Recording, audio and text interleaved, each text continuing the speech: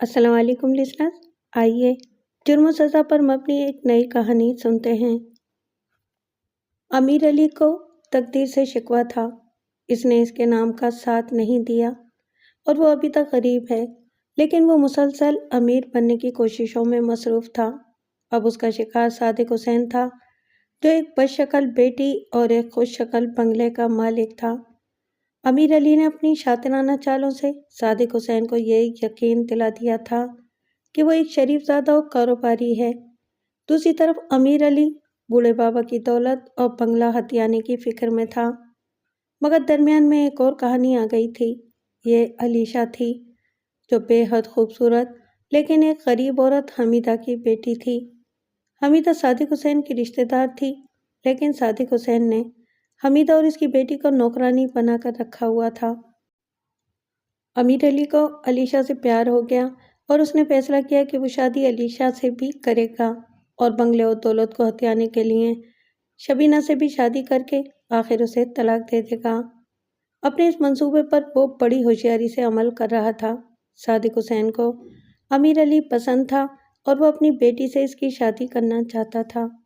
چنانچہ اس نے کہا، تمہاری عادتیں اور تمہارے اخلاق مجھے بہت پسند آئے ہیں، اس لیے میں چاہتا ہوں کہ تم ہمارے گھر کے فرد بن جاؤ۔ آپ کی محبت ہے، امیر علی نے چالاکی سے کہا، ورنہ میں تو بڑا نالائق آدمی ہوں۔ اگر تمہارے بزرگ زندہ ہوتے تو میں ان سے بات کرتا، اس لیے مجبوراً تم سے ہی بات کر رہا ہوں۔ میری بیٹی کو تم اچھی طرح دیکھ چکے ہو، نہایت سلیقہ شعور اور نیک لڑکی ہے۔ اگر تم راضی ہو تو کوئی مناسب سی تاریخ رکھ لی جائے۔ ابھی تو چچا سے نمٹنا باقی ہے، پتہ نہیں وہ بنگلے کے علاوہ اور کیا لالچ تھے۔ بیٹے، جہاں تک بنگلے کا تعلق ہے تو اس بنگلے کو بھی اپنا ہی سمجھو، امیر علی نے تکلف ایک طرف رکھتے ہوئے کہا۔ انکل، اپنا سمجھنے اور اپنا ہونے میں بہت فرق ہے۔ میں لالچی نہیں ہوں، لیکن پھر بھی انسان ہوں۔ 1000 گز کے بنگلے کی ملکیت سے دستبرداری آسان بات نہیں ہے۔ عذرا خودسا ضرور ہے، مگر اتنی بری بھی نہیں ہے۔ اشارہ بہت واضح تھا۔ صادق حسین نے بیٹی کے مستقبل کی خاطر بنگلے کی پیشکش کر دی۔ یہ پایا کہ شادی سے پہلے امیر علی کے نام بنگلے کی پاور آف اٹارنی تیار کر دی جائے گی۔ شادی کے بعد وہ بنگلہ گفٹ ڈیڈ کے ذریعے اس کے نام لگا دیا جائے گا۔ امیر علی نے اس انتظام پر اطمینان کا اظہار کیا اور فیصلہ کیا کہ پاور آف اٹارنی کی تکمیل کے بعد شادی کی تاریخ مقرر کر دی جائے گی۔ شبینہ بہت خوش تھی۔ وہ اپنے ملنے جلنے والوں اور رشتہ داروں کے سامنے امیر علی کی تعریفیں کرتے نہیں تھکتی تھی۔ اس نے امیر علی کی ایک تصویر اپنے پرس میں رکھ لی تھی اور موقع بموقع اس کی نمائش کرتی پھرتی تھی، لیکن اگر اسے امیر علی کی نیت کا حال معلوم ہو جاتا تو اس کی خوشی ماتم میں تبدیل ہو جاتی۔ امیر علی نے اب تقریباً روزانہ ہی بنگلے پر آنا شروع کر دیا تھا۔ اس طرح علیشہ اور اس کی ماں سے بات کرنے کا موقع بھی مل جاتا تھا۔ وہ دونوں ماں بیٹی کو صورتحال سے آگاہ رکھ رہا تھا۔ ایک روز وہ رات کا کھانا کھانے کے بعد بنگلے سے نکلا تو ایک ہونک سے آدمی کو اپنی گاڑی کے قریب کھڑے پایا۔ اس کی داڑھی بڑھی ہوئی، بال بکھرے ہوئے اور کپڑے میلے کچیلے تھے۔ وعلیکم، امیر نے اجنبی کو گھورتے ہوئے کہا۔ میں نے تمہیں پہچانا نہیں۔ میں نے تم کو پہچان لیا ہے، ہونک اجنبی نے اپنے پیلے دانتوں کی نمائش کرتے ہوئے کہا۔ ایک دفعہ میں نے عدالت میں تمہارے لیے جھوٹی گواہی دی تھی۔ جھوٹی گواہی؟ فراڈ کا کیس تھا۔ تم نے ایک دکاندار کو جعلی چیک دے کر مال اٹھا لیا تھا۔ بعد میں یہ کہا تھا کہ تم نے چیک کے بدلے رقم ادا کر دی تھی۔ میں نے 25 لاکھ لے کر تمہارے حق میں جھوٹی گواہی دی تھی۔ ہونک اجنبی کے ہونٹوں پر استہزائیہ مسکراہٹ نمودار ہو گئی۔ تمہیں غلط فہمی ہوئی ہے، امیر علی گاڑی کا دروازہ کھولتے ہوئے بولا۔ وہ کوئی اور شخص ہوگا۔ ویسے ایک بات یاد رکھو، جھوٹی گواہی دینے والے کا انجام بہت برا ہوتا ہے۔ اپنا حال اچھا ہے نہ انجام اچھا ہوگا۔ اس بات کو چھوڑو، میری بیوی بتا رہی تھی کہ تم اچھے آدمی ہو، اس کا بہت خیال رکھتے ہو۔ تمہاری بیوی؟ اب تم کہو گے کہ تم میری بیوی کو نہیں جانتے۔ کون ہے تمہاری بیوی؟ امیر علی نے بھویں سکیڑی۔ حمیدہ۔ اوہ، امیر علی نے قدرے فکر مندی سے کہا۔ وہ سوچ بھی نہیں سکتا تھا کہ علیشا کا چرسی باپ اس کا پرانا شناسا نکل آئے گا۔ وہ شخص کباب میں ہڈی ثابت ہو سکتا تھا۔ کیا چاہتے ہو؟ امیر علی نے سخت لہجے میں پوچھا۔ میں نے تمہیں 3 روز پہلے ادھر سے نکلتے ہوئے دیکھا تھا۔ حمیدہ نے بتایا کہ تم روزانہ ادھر آتے ہو۔ آج میں تمہیں معلوم کرنے کے لیے رک گیا تھا۔ ٹھیک ہے، سلام کر لیا ہے نا؟ اب اپنا راستہ ناپو، امیر علی نے سختی سے کہا۔ پھر کچھ سوچتے ہوئے جیب سے کچھ نوٹ نکالے اور بولا، ٹھہرو، یہ لو، یہ پیسے رکھ لو، اور دیکھو یہ نشے بازی چھوڑ دو اور کوئی کام کرو۔ صرف 100 روپے؟ فضل بیگ نے دانت نکال کر نوٹوں کو گھورا۔ اتنے پیسوں میں کیا بنے گا؟ مجھے تمہارے باپ کا قرض دینا ہے کیا؟ لاؤ، یہ بھی واپس کر دو۔ امیر علی نے نوٹ واپس لینے کے لیے ہاتھ بڑھایا، لیکن فضل بیگ نے جلدی سے ہاتھ پیچھے کر لیا۔ 100 روپے تو اور دو، اس نے کہا، پھر مکاری سے بولا، بڑے صاحب ہمارے رشتے دار ہیں، اگر ان کو آپ کی اصل کہانی معلوم ہو گئی تو پھر یہ دروازہ آپ پر بند ہو جائے گا۔ یہ کیا بکواس کر رہے ہو؟ کون سی اصل کہانی؟ بابو، بات یہ ہے کہ یہ نشہ آدمی کو بہت کمینہ بنا دیتا ہے۔ میں بھی مہا کمینہ آدمی ہوں۔ جب میرا نشہ ٹوٹا ہوتا ہے تو میں باولے کتے کی طرح زبان نکالے ادھر ادھر بھونکتا پھرتا ہوں۔ پھر مجھے نہ سچی کہانی کی پرواہ ہوتی ہے اور نہ جھوٹی کہانی کی۔ اس وقت میں نشہ پورا کرنے کے لیے 1 کی 2 اور 2 کی 4 کہانیاں گھڑ سکتا ہوں۔ لا، 100 کا نوٹ اور دے دے، اللہ بھلا کرے گا۔ امیر علی کے جی میں آئی کہ جوتا اتار کر اس باولے کتے کی کھوپڑی ذرا گرم کر دے۔ پھر اسے خیال آیا کہ جو شخص خود اپنے آپ کو کمینہ اور کتا کہہ رہا ہو، اس کو جوتوں سے کیا فرق پڑے گا؟ لہٰذا اس نے جیب سے مزید 100 روپے نکالے اور اس جنگلی کے ہاتھ پر رکھے اور کہا، آئندہ تمہاری صورت نظر نہ آئے۔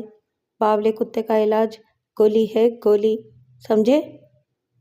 فضل بیگ نے نوٹ جیب میں ٹھوسے اور ایک طرف روانہ ہوتے ہوئے بولا، اگر بھلا ہو تو بھلا، انت بھلے کا بھلا۔ امیر علی پریشانی سے اسے جاتے ہوئے دیکھتا رہا۔ کیا عجیب تضاد تھا، اس کی بیٹی چاند کا ٹکڑا تھی اور وہ کیچڑ کا کیچوا۔ امیر علی نے بے بسی سے سر کو جھٹکا دیا۔ اسے معلوم تھا کہ وہ کیچوا آسانی سے اس کا پیچھا نہیں چھوڑے گا۔ آخر وہ اس کا ہونے والا سسر تھا، اس مہا کمینے سے سمجھوتا کرنا ہی پڑے گا۔ امیر علی نے سوچا اور گاڑی آگے بڑھا دی۔ اس روز کے بعد فضل بیگ ہر تیسرے چوتھے روز امیر علی کو سلام کرنے کے لیے دروازے پر موجود رہنے لگا اور ہر دفعہ 100 روپے لے کر ٹلتا۔ امیر علی نے سوچا کہ فی الحال اس کا منہ بند رکھنا ہی بہتر تھا، ورنہ سارا منصوبہ گٹر میں بہہ جاتا۔ ایک صبح وہ صادق حسین اور شبینہ کی عدم موجودگی میں علیشا کو اپنے ساتھ لے گیا اور عدالت سے خود مختاری دلا کر اس کے ساتھ نکاح پڑھوا لیا۔ یہ سارا کام 4 گھنٹے میں مکمل ہو گیا تھا اور کسی کو کانوں کان خبر نہیں ہوئی تھی۔ اس کے 1 ہفتے بعد صادق حسین نے بنگلے کی پاور آف اٹارنی امیر علی کے نام تیار کرا دی۔ اس پاور آف اٹارنی کے تحت امیر علی بنگلے کو فروخت یا گفٹ وغیرہ کر سکتا تھا۔ اس کے 2 مہینے کے بعد امیر علی اور شبینہ شادی کے بندھن میں بندھ گئے۔ شادی کی تقریبات میں زیادہ مہمانوں کو مدعو نہیں کیا گیا تھا۔ سادہ مہمان لڑکی والوں کی طرف سے شامل ہوئے تھے۔ امیر علی نے چند گنتی کے مہمانوں کو بلایا تھا۔ شادی والی رات شبینہ نے کہا، چند روز سے میں ایک عجیب بات سوچ رہی ہوں۔ کون سی عجیب بات؟ امیر علی نے پوچھا۔ آپ کا نام امیر علی ہے، جس کے معنی ہیں سورج، اور میرا نام ہے شبینہ، جس کے معنی ہیں چاندنی۔ یہ تو واقعی بڑی عجیب بات ہے، امیر علی نے اسے خوش کرنے کے لیے کہا۔ نہیں، عجیب بات یہ ہے کہ چاندی کی چمک دمک سورج کی روشنی سے ہے۔ اگر سورج اور چاند کے درمیان کوئی چیز آ جائے، چاند تاریک ہو جائے اور چاندنی غائب ہو جاتی ہے۔ اس لیے میں آپ سے ایک درخواست کرنا چاہتی ہوں، شبینہ نے جذباتی لہجے میں کہا۔ جب سے میرا اور آپ کا تعلق قائم ہوا ہے، میں چاند کی طرح چمک اٹھی ہوں۔ تم پہلے بھی کم نہیں تھی۔ دیکھیں، یہ مذاق نہیں ہے، میں بالکل سچ کہہ رہی ہوں۔ آپ نے میری زندگی کو خوشیوں سے بھر دیا ہے۔ مجھے اس بات کا پورا احساس ہے کہ میں خوبصورت نہیں ہوں، میرا رنگ بھی کالا ہے۔ آپ کو مجھ سے خوبصورت لڑکی کا رشتہ مل سکتا تھا، اس لیے آپ نے مجھ سے شادی کر کے مجھ پہ احسان کیا ہے اور میں خدمت کے ذریعے اس احسان کا بدلہ چکاؤں گی۔ لیکن میری صرف ایک درخواست ہے کہ اپنے اور میرے درمیان کسی کو نہ آنے دیں، ورنہ چاندنی تاریکیوں میں گم ہو جائے گی۔ امیر علی لمحے بھر کے لیے پریشان ہو گیا۔ اس نے سوچا کہ اگر شبینہ کو یہ معلوم ہو گیا کہ وہ علیشا سے شادی کر چکا ہے تو وہ پاگل ہو جائے گی یا خودکشی کر لے گی۔ اس کی باتوں سے یہی محسوس ہو رہا تھا۔ پاپا بنگلہ آپ کے نام لگانے پر تیار نہیں تھے، شبینہ نے بات جاری رکھتے ہوئے کہا۔ ان کا کہنا تھا کہ آپ ہمارے لیے اجنبی ہیں اور ہمیں اتنا بڑا رسک نہیں لینا چاہیے، لیکن میرے اصرار پر انہیں راضی ہونا پڑا۔ اس سے آپ اندازہ لگا لیں کہ میں آپ پر کتنا اعتماد کرتی ہوں اور محبت اس سے بھی زیادہ۔ امیر علی ان باتوں سے متاثر ہونے والا شخص نہیں تھا۔ اس کی زندگی دھوکہ اور فریب سے عبارت تھی۔ وہ انسان کو بعد میں اور دولت کو پہلے دیکھتا تھا، لیکن شبینہ نے اپنی جذباتی باتوں سے اس کے سخت دل میں وقتی طور پر ہلکا سا ارتعاش پیدا کر دیا تھا۔ تاہم اس نے شبینہ کو کوئی یقین دہانی نہیں کروائی اور یہ کہتے ہوئے بات ختم کر دی کہ شادی کی رات ایک دوسرے پر شکوک و شبہات کا اظہار نہیں کرنا چاہیے۔ دل میں اس نے کہا، اتنی سیاہ چاندنی میں نے زندگی میں پہلی بار دیکھی ہے۔ اس چاندنی کو کسی کے سائے کی کیا ضرورت ہے؟ یہ تو بغیر سائے کے تاریکیوں میں گم ہے۔ چاندنی تو علیشا ہے جس پر تم نے اپنا سایہ ڈال رکھا ہے، لیکن اب یہ سایہ زیادہ دنوں تک قائم نہیں رہے گا۔ شادی کے 6 ہفتے خیریت سے گزر گئے۔ ایک دن امیر علی نے شبینہ کو بنگلے کی منتقلی کا وعدہ یاد دلایا۔ شبینہ نے اپنے پاپا سے بات کرنے کے بعد جواب دیا، یہ کام چند دنوں کے اندر ہو جائے گا۔ پاپا کہتے ہیں کہ چھوٹی سی ایک قانونی رکاوٹ ابھی باقی ہے، وہ کچھ دن میں دور ہو جائے گی۔ قانونی رکاوٹ؟ امیر علی نے بڑی مشکل سے غصہ ضبط کیا۔ انہوں نے پہلے تو نہیں بتایا؟ مجھے تفصیل معلوم نہیں ہے، لیکن آپ اطمینان رکھیں، پاپا وعدہ خلافی نہیں کریں گے۔ لیکن امیر علی مطمئن نہیں ہوا۔ وہ سمجھ رہا تھا کہ اس کی نیت خراب ہو گئی تھی یا فصل بیگ نے کوئی گڑبڑ کر دی تھی۔ تاہم اس نے فی الوقت خاموش رہنا مناسب سمجھا، کیونکہ عجلت میں معاملہ خراب بھی ہو سکتا تھا۔ اس کے پاس پاور اٹارنی موجود تھی اور کسی شدید اختلاف کی صورت میں صادق حسین اس پاور کو بھی منسوخ کر سکتا تھا۔ چند روز کے بعد امیر علی اور شبینہ شاپنگ سے لوٹے تو صادق حسین نظر نہیں آیا۔ حمیدہ نے بتایا کہ 11 بجے کے قریب کوئی شخص دروازے پر آیا تھا اور مختصر بات کر کے واپس چلا گیا تھا۔ اس سے بات کرنے کے بعد وہ خاصے پریشان نظر آ رہے تھے۔ انہوں نے خلاف معمول صبح کی چائے بھی نہیں لی تھی اور یہ کہتے ہوئے اپنے کمرے میں چلے گئے تھے کہ کوئی انہیں ڈسٹرب نہ کرے۔ یہ بات سن کر شبینہ پریشان ہو گئی اور حمیدہ سے ملاقاتی کے بارے میں سوالات کرنے لگی، لیکن حمیدہ کوئی تسلی بخش جواب نہ دے سکی۔ آؤ پاپا سے پوچھ لیتے ہیں، امیر علی نے کہا، اس میں پریشان ہونے کی کیا ضرورت ہے؟ دونوں صادق حسین کے کمرے میں پہنچ گئے۔ صادق حسین اپنی مخصوص کرسی پر بے حس و حرکت پڑا تھا۔ اس کا سر ایک طرف ڈھلکا ہوا تھا اور دونوں ہاتھ دائیں بائیں لٹک رہے تھے۔ شبینہ چیخ مار کر آگے بڑھی اور باپ کی گردن سیدھی کرنے کی کوشش کرتے ہوئے بولی، پاپا پاپا آپ بولتے کیوں نہیں پاپا؟ آپ کو کیا ہو گیا ہے؟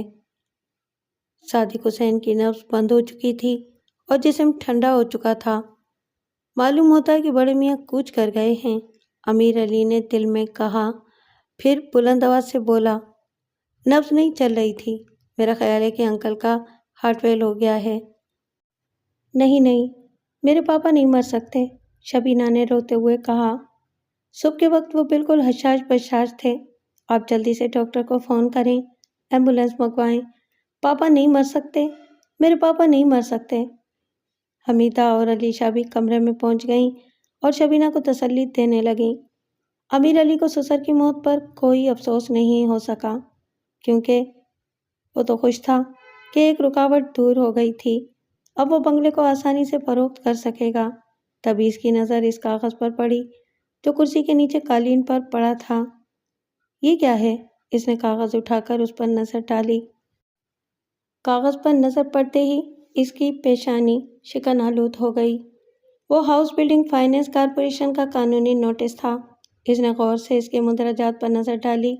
اس کے ساتھ ہی اس کی خوشی غائب ہو گئی اور اس کی جگہ الجھن نے لے لی۔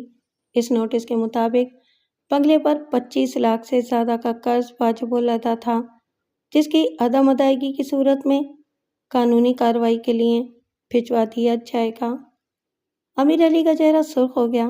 اس کا جی چاہا کہ بوڑھے صادق حسین کو، جو نوٹس پڑھ کر مرحوم ہو گیا تھا، کرسی سمیت الٹتے۔ اس نے اس کے ساتھ فراڈ کیا تھا، ایک قرضے تلے دبے ہوئے بنگلے کی جھلک دکھا کر اسے اپنی کالی کلوٹی بیٹی کا شوہر بنا دیا تھا۔ لیکن اس وقت وہ احتجاج بھی نہیں کر سکتا تھا۔ بس اس نے اس ناکامی پر ایک دردناک چیخ ماری اور اپنے مرحوم سسر سے لپٹ کر رونا شروع کر دیا۔ شبینہ اس کے اس عمل سے بہت متاثر ہوئی تھی۔ وہ یہی سمجھی کہ اس کا نیک دل شوہر اس کے پاپا کی مرگ ناگہانی پر غم سے نڈھال ہو گیا تھا۔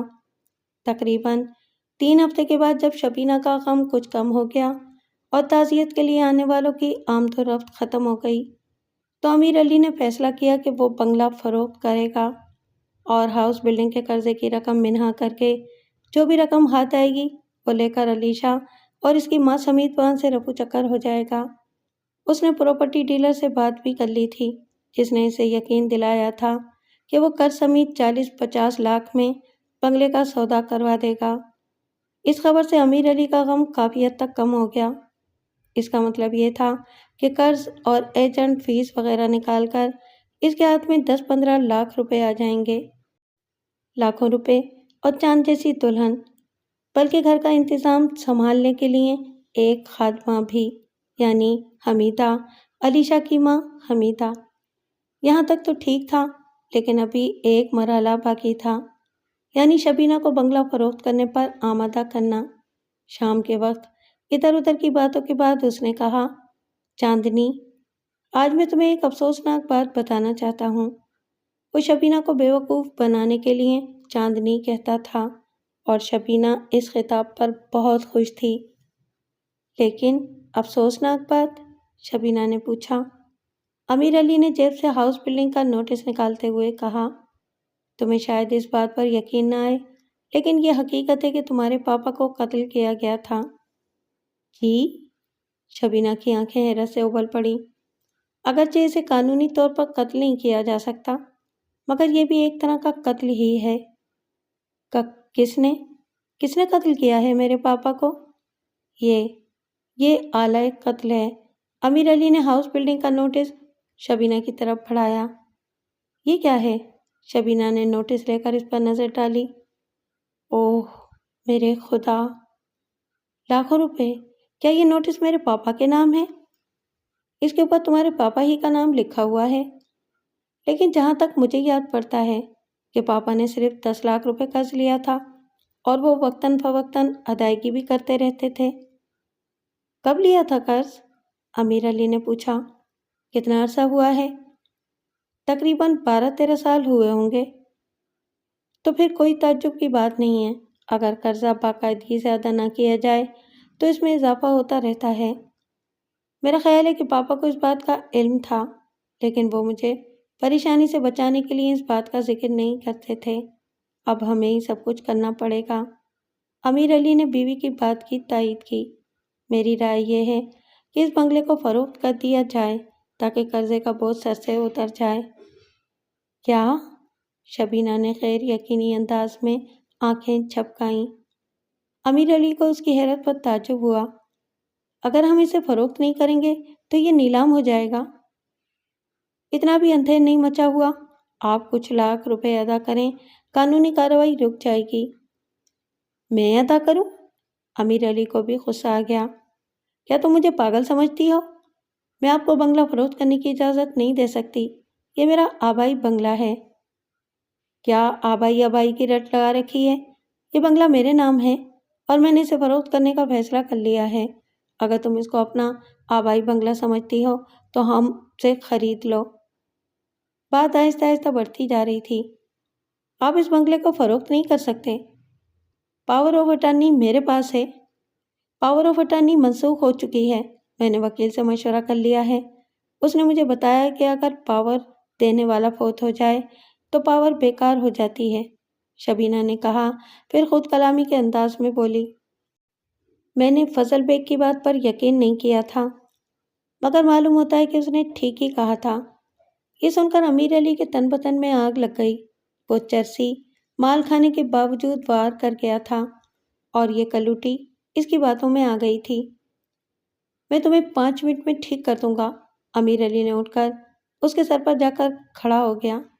کیا کہا تھا اس چرسی نے؟ شبینہ بھی کھڑی ہو گئی اور بولی، پیچھے ہٹ کر بات کریں، مجھے دھمکیاں نہ دیں۔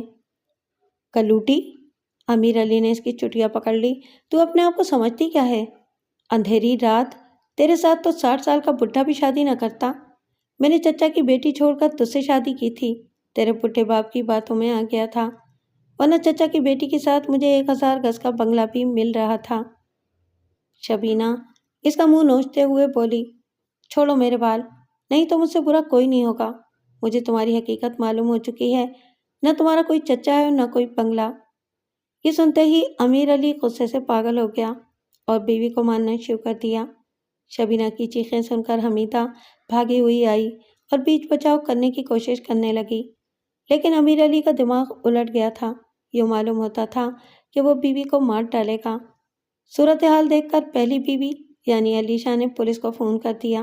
اس نے پولیس ایمرجنسی کو فون کرتے ہوئے کہا کہ بنگلہ نمبر فلاں فلاں میں ایک شخص اپنی بیوی کو قتل کرنے کی کوشش کر رہا ہے۔ ایمرجنسی نے مقامی تھانے کو فون کیا۔ تھانے نے اپنی موبائل ٹیم سے رابطہ قائم کیا اور فوراً جائے واردات پر پہنچنے کی ہدایت کی۔ موبائل ٹیم کی گاڑی اس وقت بنگلے کے قریب ہی موجود تھی۔ وہ 10 منٹ کے اندر اندر موقع پر پہنچ گئے اور امیر علی کو رنگے ہاتھوں گرفتار کر لیا۔ چونکہ معاملہ اس وقت گرم تھا، اس لیے شبینہ نے پولیس کی اس اطلاع سے اتفاق کیا کہ اس کا شوہر اسے قتل کرنا چاہتا تھا۔ چیخوں کی آواز سن کر کچھ پڑوسی بھی گیٹ کے سامنے جمع ہو گئے تھے۔ پولیس نے ان کو اندر بلا لیا اور ان کے نام عینی گواہوں کے طور پر لکھ لیے۔ صورتحال یہ تھی کہ شبینہ نے امیر علی کا ڈٹ کر مقابلہ کیا تھا اور ہر وہ چیز بطور ہتھیار کے استعمال کی تھی جو اس کے ہاتھ میں آئی تھی۔ اس کا نتیجہ یہ نکلا تھا کہ بات بڑھتی چلی گئی تھی۔ زخمی دونوں ہوئے تھے، بلکہ امیر علی کو زیادہ چوٹیں آئی تھیں، لیکن پولیس کو صرف شبینہ کی چوٹیں نظر آ رہی تھیں۔ اس نے جو کچھ کیا تھا، پولیس نے اسے ذاتی دفاع کا نام دیا تھا۔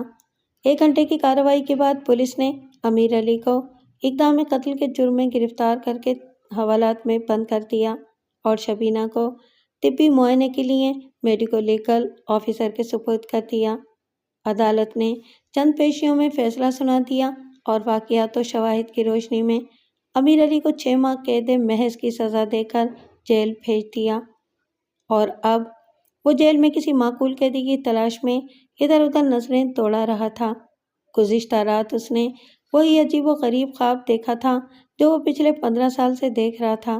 وہ سوچ رہا تھا کہ کسی معقول آدمی سے اس خواب کی تعبیر پوچھنی چاہیے۔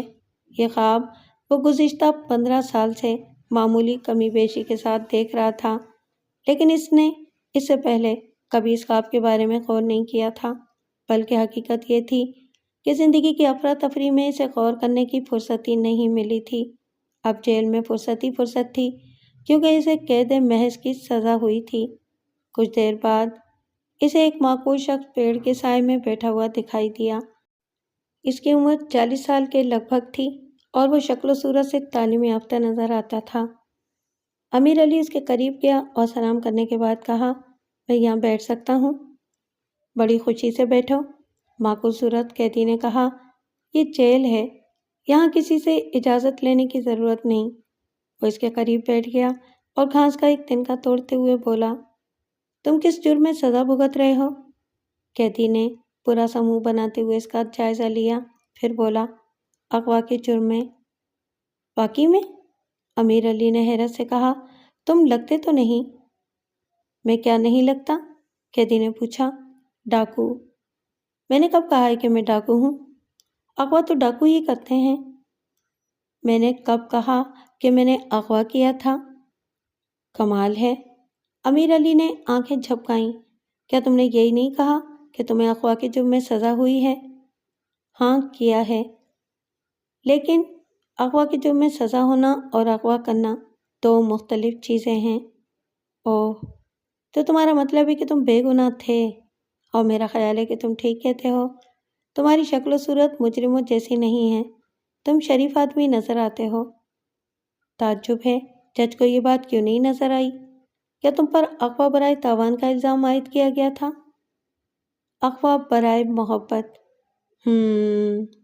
یہ بات صحیح لگتی ہے۔ کہانی کیا ہے؟ رہنے دو، میں پڑھا لکھا آدمی ہوں، میرا نام امیر علی ہے، میرا کیس بھی تم سے ملتا جلتا ہے۔ مجھے اپنی کہانی سنا کر تمہیں کوئی افسوس نہیں ہوگا۔ قیدی نے اپنا نام سعد اللہ بتایا اور کہا کہ مجھے اپنی ایک شاگرد سے محبت ہو گئی تھی، بلکہ یہ کہنا زیادہ صحیح ہوگا کہ میری شاگرد کو مجھ سے محبت ہو گئی تھی۔ میں نے اس کے اکسانے پر اس سے سول میرج کر لی۔ اس کے والدین نے اغوا کا مقدمہ درج کرا دیا۔ عدالت میں لڑکی نے سارا الزام میرے ساتھ تھوپ دیا اور اپنے ماں باپ کے ساتھ چلی گئی، اور میں یہاں جیل میں بیٹھا ہوں۔ اوہ، یہ تو بڑی افسوسناک کہانی ہے۔ آپ نے معاملے کے تمام پہلوؤں پر غور نہیں کیا ہوگا۔ کیا آپ اسکول ٹیچر ہیں؟ کالج میں لیکچرار ہوں، بلکہ تھا۔ لڑکی اب بھی آپ کے نکاح میں ہے؟ ہاں، ہے تو صحیح۔ آپ اسے سزا دے سکتے ہیں۔ کیسے؟ لڑکی کے والدین یا تو طلاق کے لیے آپ کے پاس آئیں گے اور یا چپ چاپ اس کی دوسری شادی کر دیں گے۔ امیر علی نے کہا۔ اس کا سازشی دماغ حرکت میں آ گیا تھا۔ اگر لڑکی کے والدین طلاق کے لیے آپ کے پاس آئیں تو آپ ان سے لمبا چوڑا تاوان طلب کریں، اور اگر وہ چپ چاپ دوسری جگہ پر شادی کر دیں تو حدود آرڈیننس کے تحت انہیں قانونی نوٹس بھجوا دیں۔ ان کی سٹی گم ہو جائے گی اور وہ بھاگے بھاگے آپ کے پاس آئیں گے۔ نہیں، میں ایسا نہیں کر سکتا۔ لڑکی بہت معصوم ہے، وہ واقعی ہی میں مجھ سے محبت کرتی ہے۔ عدالت میں اس نے ماں باپ کے دباؤ میں آ کر بیان دیا تھا۔ اور آپ کا جرم کیا تھا؟ میں نے دیش میں آ کر بیوی کی پٹائی کر دی تھی۔ کسی پڑوسی نے پولیس کو فون کر دیا۔ پولیس نے مجھے قاتلانہ حملے کے الزام میں دھر لیا۔ کالی چاندنی نے بھی یہی کہہ دیا کہ میں نے اس پر قاتلانہ حملہ کیا تھا۔ کالی چاندنی؟ میری بیوی کا رنگ کالا ہے۔ تعارف کے بعد دونوں نے احتراماً ایک دوسرے کو آپ کہنا شروع کر دیا تھا۔ سعد اللہ نے پوچھا، آپ نے غصے میں بیوی کو طلاق تو نہیں دے دی؟ نہیں، مجھ سے یہ غلطی سرزد نہیں ہوئی، لیکن اب بیوی سے کسی خیر کی امید نہیں۔ بظاہر ہمارا رشتہ ٹوٹ ہی چکا ہے۔ نہیں، رشتہ نہیں ٹوٹے گا۔ یہ بیویاں جتنی تیزی سے غصے میں آتی ہیں اتنی ہی تیزی سے بھول بھی جاتی ہیں، بشرطے کہ مرد کا رویہ زیادہ خراب نہ ہو۔ امیر علی نے موضوع بدلتے ہوئے کہا، آپ سے ایک خواب کی تعبیر پوچھنا چاہتا ہوں۔ میں خوابوں کی تعبیر کا ماہر تو نہیں ہوں، لیکن اگر خواب زیادہ پیچیدہ نہ ہوا تو کچھ اٹکل لگانے کی کوشش کروں گا۔ گزشتہ رات میں نے جو خواب دیکھا ہے وہ کئی سالوں سے دیکھ رہا ہوں۔ اگرچہ یہ خواب میں خود کو ایک وسیع جنگل میں دیکھتا ہوں۔ جنگل میں اونچی اونچی گھاٹیاں بنی ہوئی ہیں اور دور مغرب کی طرف ایک سمندر بھی نظر آ رہا ہے جس میں سے سیاہ دھواں اٹھ رہا ہے۔ دھوئیں کے اوپر کبھی کبھی بجلی بھی چمکتی دکھائی دیتی ہے۔ دوسری طرف ایک آبادی ہے جس میں پتھروں کے مکانات بنے ہوئے ہیں۔ ان مکانات میں رہنے والے جنگل میں ادھر ادھر دوڑتے پھر رہے ہیں۔ کوئی جانوروں کا شکار کر رہا ہے، کوئی درختوں سے پھل توڑ رہا ہے اور کوئی زمین کھود رہا ہے۔ اکثر لوگوں نے کندھوں پر تھیلے لٹکا رکھے ہیں۔ وہ ان تھیلوں کو مختلف چیزوں سے بھرتے جا رہے ہیں۔ ان کی حرکات بہت تیز ہیں، جیسے کوئی فلم فاسٹ موشن میں چل رہی ہو۔ ہر شخص کو اپنا تھیلا بھرنے کی دھن ہے۔ تھیلوں کی وجہ سے ان کے کندھے اور گردنیں جھکی جا رہی ہیں، مگر وہ پھر بھی اپنے تھیلے بھرتے جاتے رہے ہیں۔ اچانک میں کیا دیکھتا ہوں کہ ان لوگوں کے سر انسانوں جیسے اور تھر جانوروں اور درندوں جیسے ہو جاتے ہیں۔ کسی کا دھڑ شیر جیسا، کسی کا بھیڑیے جیسا، کسی کا کتے جیسا اور کسی کا لومڑی جیسا ہے۔ کچھ لوگ 3 4 ٹولیوں میں بیٹھے شکار کیے ہوئے جانور کھا رہے ہیں، کچے ہی کھا رہے ہیں۔ ان کے ہاتھوں اور منہ سے خون ٹپک رہا ہے۔ ان لوگوں کے آس پاس کچھ چھوٹے قد کے لوگ جن کے تھڑ لومڑیوں اور لکڑ بھگوں جیسے ہیں، کچھ فاصلے پر بیٹھے ہوئے للچائی ہوئی نظروں سے ان لوگوں کی طرف دیکھ رہے ہیں، جیسے ان لوگوں کے فارغ ہونے کا انتظار کر رہے ہوں۔ پھر میں اور اوپر نظر کرتا ہوں تو کیا دیکھتا ہوں کہ درختوں پر کچھ گدھ بیٹھے ہوئے ہیں۔ وہ اپنی گردنیں لمبی کر کے نیچے دیکھ رہے ہیں۔ کچھ گدھ فضا میں اڑ رہے ہیں۔ ان کے سر بھی انسانوں جیسے نہیں، یہ بھی گوشت کھانے والوں کے فارغ ہونے کا انتظار کر رہے ہیں۔ پھر میں اپنی طرف دیکھتا ہوں تو یہ دیکھ کر مجھے تعجب ہوتا ہے کہ میرا دھڑ لومڑی جیسا ہے اور میں ایک ٹولی کے شکار کیے ہوئے جانوروں پر نظریں جمائے بیٹھا ہوں۔ ایک عجیب بات جو عموماً میں ہر خواب میں دیکھتا ہوں وہ یہ ہے کہ سمندر کی طرف سے ایک لہر اٹھتی ہے، لیکن یہ عام لہروں جیسی لہر نہیں ہے۔ یہ کسی عظیم الجثہ اژدہے سے ملتی جلتی لہر ہے جو سمندر سے نکل کر سانپ کی طرح بل کھاتی ہوئی جنگل کی طرف بڑھتی ہے۔ اس خوفناک لہر کو دیکھنے کے باوجود لوگ اپنے تھیلے بھرنے میں لگے ہوئے ہیں۔ ناگہاں یہ لہر چند لوگوں کو اپنی لپیٹ میں لے لیتی ہے اور جس تیزی سے آئی تھی اسی تیزی سے واپس چلی جاتی ہے۔ ایک بات بتانے کا مجھے خیال نہیں رہا، اس لہر سے اپنی بھیانک آواز برآمد ہوتی ہے کہ سن کر خوف آتا ہے۔ جو لوگ لہر کی لپیٹ میں آ جاتے ہیں وہ اپنے تھیلے پھینک کر پوری طرح ہاتھ پیر چلانے لگتے ہیں، لیکن اس خوفناک لہر سے اپنے تئیں چھڑانے میں کامیاب نہیں ہوتے اور تاریک سمندر میں غائب ہو جاتے ہیں۔ دوسرے لوگ دم بھر کے لیے ان لوگوں کی طرف دیکھتے ہیں اور پھر دوبارہ اپنے اپنے کاموں میں لگ جاتے ہیں۔ میں گزشتہ 15 سال سے یہ خواب دیکھ رہا ہوں۔ کبھی اس خواب کا ایک حصہ نظر آتا ہے اور کبھی دوسرا۔ پہلے میں اس کو پراگندہ ذہن سمجھتا تھا، لیکن کچھ عرصے سے اس خواب نے مجھے پریشان کرنا شروع کر دیا ہے۔ میں اس کی تعبیر جاننا چاہتا ہوں۔ ایسے پراسرار خواب کی تعبیر کوئی ماہر ہی بتا سکتا ہے، سعد اللہ نے کہا، لیکن میرا ذاتی خیال یہ ہے کہ آپ کے ساتھ بچپن میں کوئی ڈراؤنا واقعہ پیش آیا ہوگا۔ آپ اپنے والد کے ساتھ کہیں شکار پر گئے ہوں گے یا جنگل میں راستہ بھٹک گئے ہوں گے۔ یہ واقعہ آپ کے لاشعور میں چھپک کر رہ گیا ہے اور وہ خواب کی صورت میں نظر آتا رہتا ہے۔ مجھے ایسا کوئی واقعہ یاد نہیں ہے۔ جیل میں آج کل ایک پیر صاحب آئے ہوئے ہیں، سعد اللہ نے کہا۔ قیدی ان سے اس قسم کی باتیں پوچھتے رہتے ہیں۔ آئیں ان کے پاس چلتے ہیں۔ مذکورہ پیر سائیں دولہ کے نام سے مشہور تھا۔ اس پر الزام تھا کہ اس نے ایک 15 سالہ لڑکی کے ساتھ زیادتی کی تھی، لیکن سائیں دولہ کا کہنا تھا کہ وہ لڑکی کا جن نکالنے کی کوشش کر رہا تھا۔ اس وقت وہ جیل کے باغیچے میں بیٹھا سائلین کو مفید مشورے دے رہا تھا۔ اس کے بال عورتوں کی طرح لمبے تھے اور اس نے سر کے وسط میں سے مانگ نکال رکھی تھی۔ قیدی دائرے کی صورت میں اس کے سامنے بیٹھے ہوئے تھے۔ زیادہ تر قیدی یہ جاننا چاہتے تھے کہ ان کی رہائی کب عمل میں آئے گی۔ ایک تعلیم یافتہ قیدی کو جعلی پیر کی باتیں فضول لگ رہی تھیں۔ اس نے پوچھا، یا حضرت یہ بتائیں کہ آپ کو اس قید خانے سے رہائی کب ملے گی؟ کون ہے یہ گستاخ؟ سائیں دولہ نے اپنی کڑکدار آواز میں کہا اور اپنی سرخ سرخ آنکھوں سے سائل کو گھورا۔ اس کی آنکھوں میں ایسا اثر اور آواز میں ایسا دبدبا تھا کہ مخاطب مرعوب ہو جاتا تھا۔ کیا نام ہے تمہارا؟ میرا نام گل جانی ہے۔ یہ مت سمجھنا کہ ہم تیرے سوال کا جواب نہیں دے سکتے۔ سائیں دولہ نے اپنی دراز ریش پر ہاتھ پھیرا تاکہ ہم تم گناہ گاروں کو کچھ واعظ و نصیحت کر سکیں، اس لیے ہم جیل میں آئے ہیں۔ اللہ رب العزت کی جب تک منشا ہوگی ہم یہاں رہیں گے۔ یہ جیل کی دیواریں ہمارے راستے نہیں روک سکتی۔ سعد اللہ نے موقع دیکھ کر کہا، سائیں میرے اس دوست نے ایک خواب دیکھا ہے، یہ اس کی تعبیر معلوم کرنا چاہتا ہے۔ سائیں دولہ نے آنکھیں نیچے کر لیں اور کچھ دیر تک تسبیح کے دانے پھراتا رہا۔ پھر اس نے جلالی نظروں سے امیر علی کی طرف دیکھا۔ کیا نذرانہ لے کر آئے ہو؟ امیر علی نے جیب میں ہاتھ ڈالا اور کچھ روپے نکال کر سائیں دولہ کے سامنے رکھ دیے۔ بولا، اس وقت یہی توفیق ہے۔ کس کا گلا کاٹنے کے جرم میں یہاں آئے ہو؟ بیوی سے جھگڑا ہو گیا تھا، اس نے مجھے مارا، میں نے اس کو مارا، لیکن پولیس کو میری چوٹیں نظر نہیں آئیں۔ خواب سناؤ۔ امیر علی نے تفصیل سے خواب سنا دیا اور یہ بھی بتایا کہ وہ کئی برسوں سے یہ خواب دیکھ رہا ہے۔ تیرا خواب پریشاں ہیں، سائیں تولا نے پورا خواب سننے کے بعد کہا، اس میں حقیقت کم اور افسانہ زیادہ ہے۔ تیرے خواب کی تعبیر یہ ہے کہ تو کسی بر اعظم کا سفر کرے گا اور وہاں وحشیوں کے درمیان پھنس جائے گا۔ امیر علی اس تعبیر سے مطمئن نہیں ہوا، وہ سعد اللہ کے ہمراہ وہاں سے اٹھ گیا۔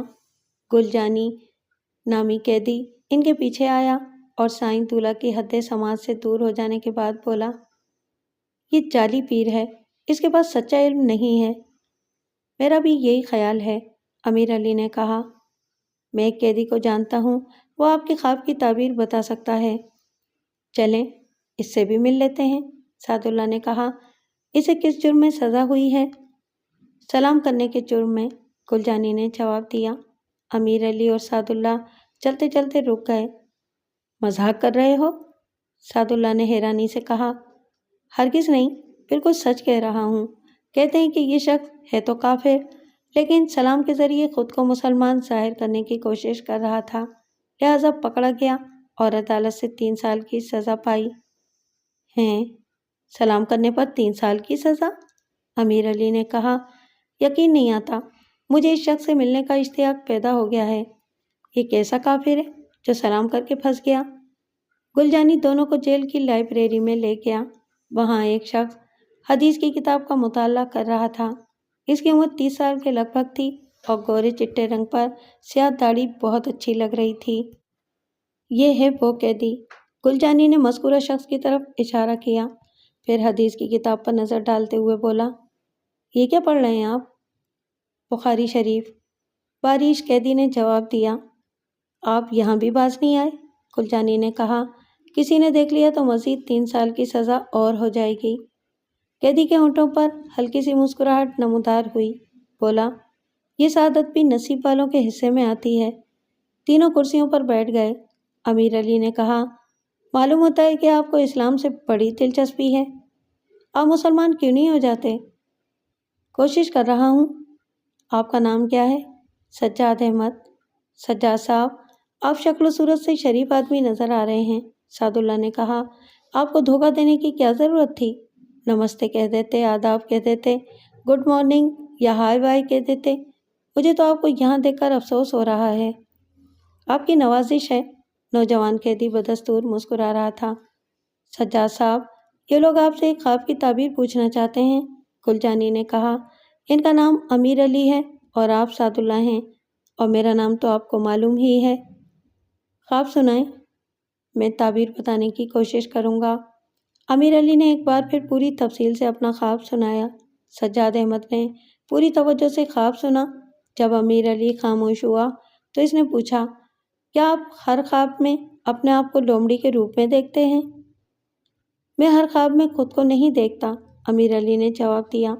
میرا مطلب ہے کہ مجھے ہر خواب میں اپنی موجودگی کا احساس نہیں ہوتا، لیکن جب میں اپنے آپ کو دیکھتا ہوں تو عموماً لومڑی یا گیدڑ کے روپ میں دیکھتا ہوں۔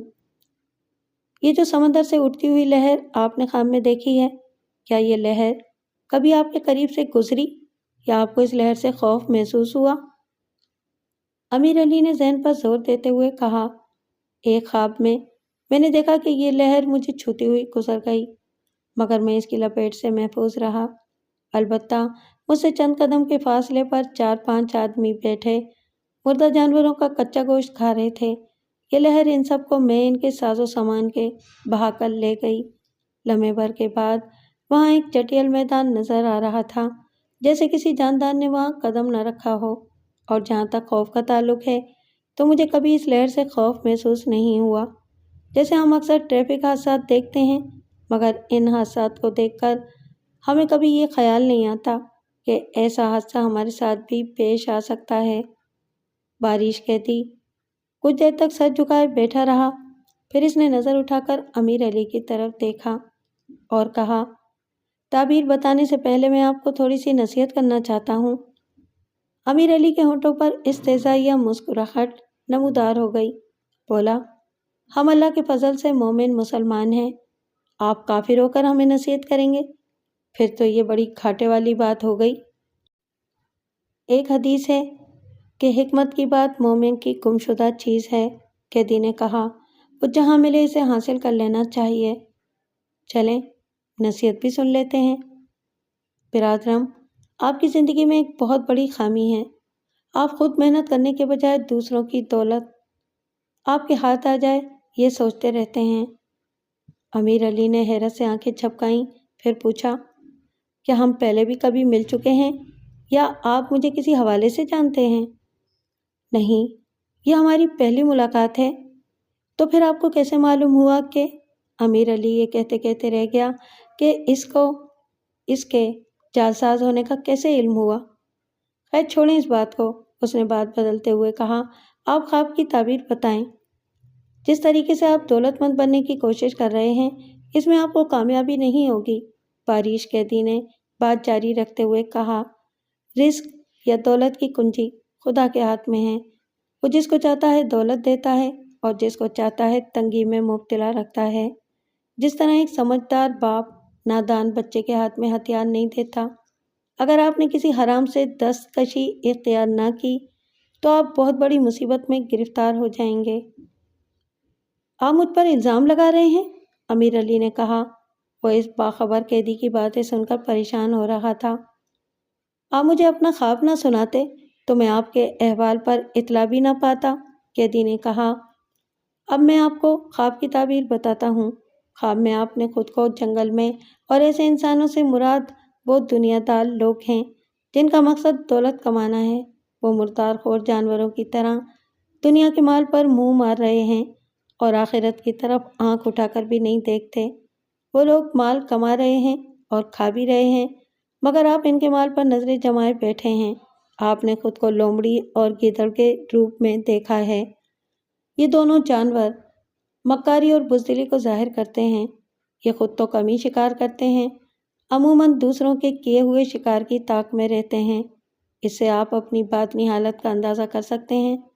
اور یہ جو سمندر سے اٹھتی ہوئی لہر ہے جو آپ نے دیکھی ہے وہ خدا کے قہر اور غضب کو ظاہر کرتی ہے۔ لوگ رفتہ رفتہ اس غضب کی لپیٹ میں آ جاتے ہیں، لیکن پیچھے رہنے والے اسے عبرت نہیں پکڑتے۔ آپ کا حال بھی ان لوگوں سے مختلف نظر نہیں آتا جو آخرت سے بے خبر ہو کر دنیا کے لہو و لعاب میں پڑے ہوئے ہیں۔ خدا کے قہر و غضب کی لہر آپ کے قریب سے گزر گئی، مگر آپ کے دل میں خوف خدا پیدا نہیں ہوا۔ آپ نے تو بڑی ڈراؤنی تعبیر بتائی ہے، امیر علی نے کہا۔ اس خواب کا ایک اچھا پہلو بھی ہے۔ قدرت نے خواب کے ذریعے آپ کو آنے والے خطرات سے آگاہ کر دیا ہے۔ اب آپ کو اپنی اصلاح کی فکر کرنی چاہیے۔ کیسی اصلاح؟ اپنی زندگی کی موجودہ روش تبدیل کریں۔ محنت کے بغیر دولت مند بننے کا خیال دل سے نکال دیں۔ دوسروں کی دولت پر نظر نہ رکھیں، اپنے وسائل کے مطابق زندگی گزاریں اور کچھ فکر اپنی عافیت کی اور آخرت کی بھی کریں۔ امیر علی کے ہونٹوں پر استہزائیہ مسکراہٹ نمودار ہو گئی۔ بولا، عافیت کیا ہوتی ہے؟ عافیت کا مطلب ہے انجام، یعنی اس زندگی کا آغاز جو دائمی ہوگی۔ اگر اس زندگی میں آپ کی نیکیوں کا پلہ بھاری ہو گیا تو آپ جنت میں جائیں گے، اور اگر بدیوں کا پلہ بھاری ہو گیا تو جہنم میں ڈال دیے جائیں گے۔ یہ سب قصے کہانیوں کی باتیں ہیں، ہم کو معلوم ہے جنت کی حقیقت، لیکن دل کو خوش رکھنے کو غالب یہ خیال اچھا ہے۔ گل جانی نے ازراہ تفنن کہا، قبلہ آپ کو ان باتوں سے کیا؟ آپ اپنی آخرت کی فکر کیجئے، ہمارا کیا ہے؟ روز محشر حوض کوثر میں ڈبکی لگا کر پاک صاف ہو جائیں گے اور دندناتے ہوئے جنت میں جائیں گے۔ سعد اللہ نے کہا، سجاد صاحب، آپ کی باتیں سن کر میں بہت کچھ سوچنے پر مجبور ہو گیا ہوں۔ آپ سے انشاءاللہ دوبارہ ملاقات ہوگی۔ تینوں وہاں سے اٹھ کر باغیچے کی طرف چلے گئے۔ بڑا عجیب شخص ہے، امیر علی نے کہا۔ ہمیں باتوں سے زیادہ اس کے چہرے کی طرف دیکھ رہا تھا۔ ایسا اطمینان میں نے بہت کم چہروں پر دیکھا ہے۔ چہرے پر اطمینان اور باتوں پر یقین تھا۔ سعد اللہ نے کہا، ایسے لوگوں سے بچ کر رہنا چاہیے۔ امیر علی 2-3 روز تک اپنے خواب کی تعبیر کے بارے میں سوچتا رہا۔ سجاد احمد نے جو تعبیر بیان کی تھی اس نے اسے پریشان کر دیا تھا۔ زیادہ پریشانی اس بات کی تھی کہ تعبیر کے مطابق وہ دولت مند نہیں بن سکے گا اور اس کا انجام بھی خراب ہوگا۔ تیسرے دن اس نے اس پریشان کن خیالات کو ذہن سے جھٹکتے ہوئے کہا، سب بکواس ہے، میں دولت مند بن کر دکھاؤں گا۔ یہ بات اس کے منہ سے اونچی آواز میں نکل گئی تھی۔ وہ تفریح کا وقت تھا اور وہ باغیچے کے ایک کونے میں تنہا بیٹھا تھا۔ کچھ فاصلے پر 2 قیدی جو سگریٹ پی رہے تھے چونک کر اس کی طرف دیکھنے لگے۔ پاگل ہے، ایک قیدی نے آواز لگائی۔ ابے نہیں، دوسرے قیدی نے بھویں سکیڑ کر امیر علی کو گھورا۔ یہ تو وہ ہے، کیا نام ہے اس کا، یہ بہت بڑا فراڈیا ہے۔ سیٹھ ریاض کو 10 لاکھ کی چوٹ دے گیا تھا، سیٹھ ٹاپتا ہی رہ گیا۔ اس کا نام امیر علی ہے، آؤ اس سے 2 باتیں ہو جائیں۔ دونوں اٹھ کر امیر علی کے قریب پہنچ گئے۔ دوسرا قیدی امیر علی کے گھٹنے پر ہاتھ مارتے ہوئے بولا، سناؤ استاد، کیسے ہو؟ تم بھی آخر پہنچ ہی گئے بڑے گھر۔ امیر علی نے اپنے خیالوں سے چونک کر دونوں قیدیوں کی طرف دیکھا اور تیوری چڑھاتے ہوئے بولا، کون ہو تم؟ پرے ہو کر بیٹھو۔ مجھے نہیں پہچانا؟ قیدی نے بھویں اچکائیں۔ میں چاند خان ہوں اور یہ میرا یار جانو ہے، لو سگریٹ پیو۔